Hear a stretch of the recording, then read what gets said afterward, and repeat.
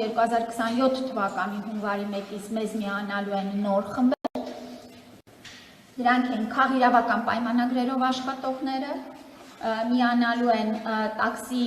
ծառայություններում աշխատող վարորդները,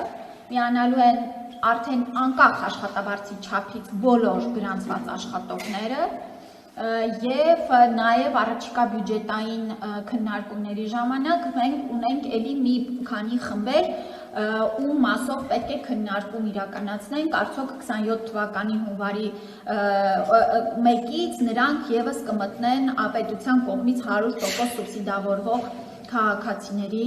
շարքին։ Եվ 2028 թվականի հունվարի 1-ից ըստ էության մենք արդեն կներառենք բոլոր քաղաքացիներին, այնտեղ մենք ունենալու ենք գյուղացիական տնտեսություններում զբաղվածներին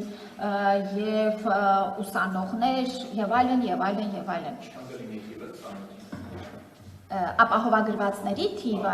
ըստ էության մի քանի 100,000-ով կավելանա, որտեղ մինչև 200,000 դրամ աշխատավարձ ստացողների թիվը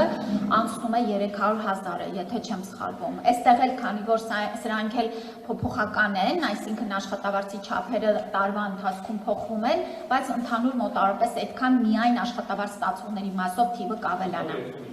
Կհասնենք 2 միլիոն անգամ կանցնենք դրանից, արդեն 28 թվականի հունվարի 1-ից մեր նպատակն է 3 միլիոն բնակչությանը արդեն ներառել առողջության ապահովագրության մեջ